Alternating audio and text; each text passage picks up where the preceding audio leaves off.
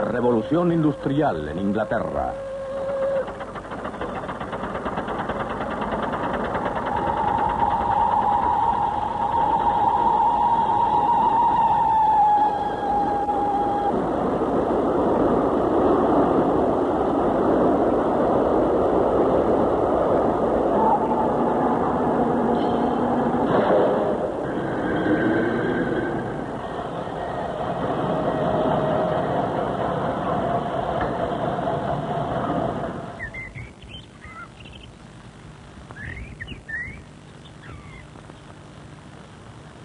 Vayamos con nuestra imaginación a Inglaterra, como era hace 200 años. Era muy diferente a lo que estamos acostumbrados a ver hoy. Era una Inglaterra de aldeas tranquilas, de pequeñas fincas, de inmensos pastos sin cercar y grandes arboledas. En muchos lugares había habido muy pocos cambios desde la Edad Media. La mayor parte de la población se dedicaba a la agricultura o a otras ocupaciones propias de los campesinos. El nivel de vida era muy bajo, las fincas demasiado pequeñas y los métodos de cultivo muy primitivos. Se sabía muy poco acerca de la rotación de las cosechas y de muchas otras prácticas que hubieran aumentado la producción. En cuanto a las ovejas, tenían muy poco que comer en el invierno, excepto lo que les mandaba Dios Todopoderoso. Y la mayor parte de ellas se moría. Veamos ahora cómo estaba la industria, y específicamente la situación en la industria textil. La lana en aquel tiempo era la columna fuerte de la prosperidad inglesa. En todas las casas de la aldea o del campo se encontraba una rueca, y en todas las aldeas había un telar. Este método de fabricación se conocía como el sistema doméstico.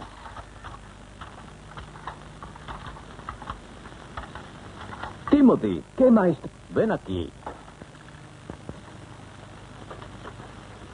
Encárgate de esto. Tú sabes hacerlo. Este era el sistema doméstico.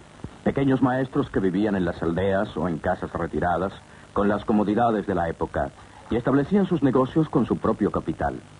El maestro también trabajaba y casi todos los procesos a que debía someterse la lana se hacían en su casa.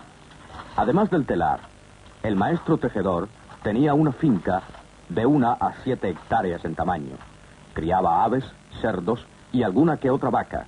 Tenía un barril de cerveza hecha en casa, un traje para los días de trabajo y otro para los domingos. Tanto los jornales como los aprendices se hospedaban y comían en su casa.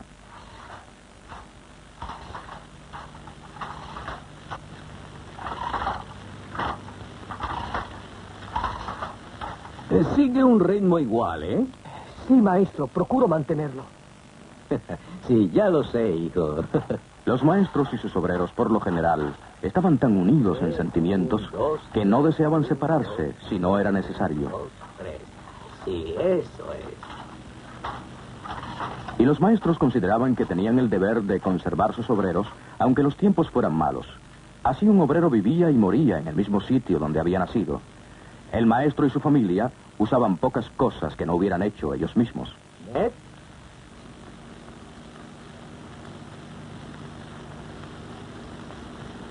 ¿Qué crees tú? Ay, le quedará muy lindo, ¿eh? Te voy a hacer un abrigo. Tienes mucha suerte, hijito. Ahora vete. Mujer! ¡Ay, por todos los santos! Cultivaban en su propia finca lo que comían.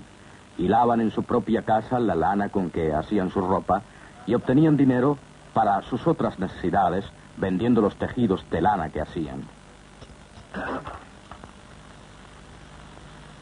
Bendice, Señor, nuestro hogar y estos alimentos que nos das. Bendícenos, Señor, y por tu Hijo, llévanos contigo al paraíso. Amén. Amén. El maestro se sentaba a la cabecera de la larga mesa de nogal y junto con su familia y sus obreros rezaba antes de empezar. Y luego trinchaba la carne y servía la comida. Tal vez tomara una copa de cerveza él solo y no le daba a sus obreros. Pero eso era prácticamente la Esto es única para diferencia en la forma de vivir. Pásamelo, hijo.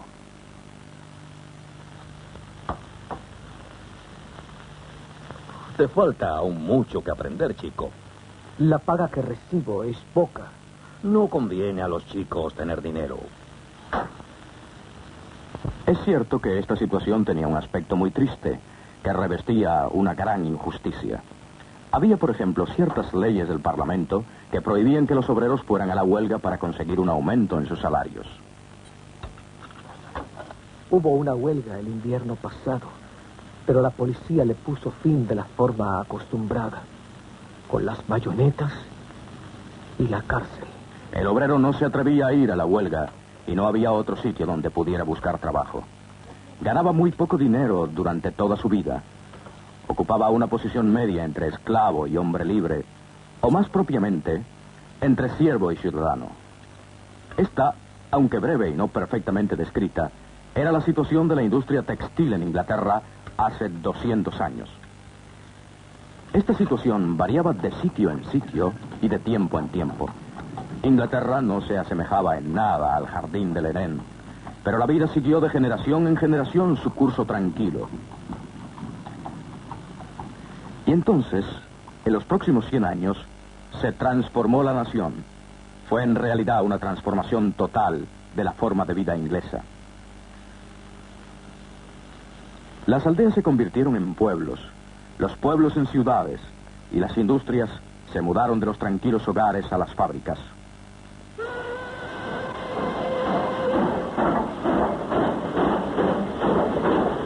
Esta transformación es lo que llamamos la revolución industrial. Podemos decir sin peligro de quedarnos cortos que 3 inventos destruyeron nuestro viejo mundo y construyeron uno nuevo. El primero fue un telar para hilar más de un hilo a la vez. El segundo fue un telar de fuerza hidráulica. El tercero fue la máquina de vapor.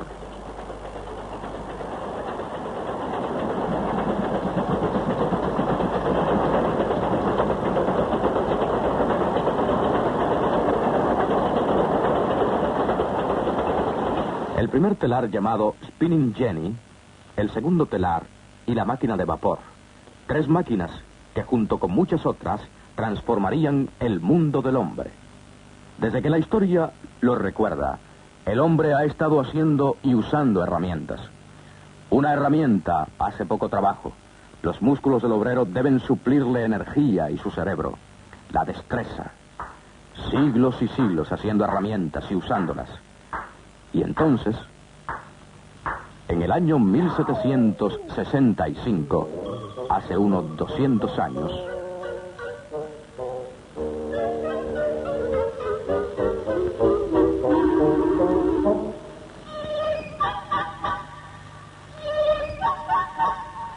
¡Jenny! ¡Jenny, escucha! James Hargreaves inventó una máquina operada a mano a la cual puso el nombre de su esposa. La llamó Spinning Jenny. Este telar iniciaría una revolución en la industria de la lana en Inglaterra.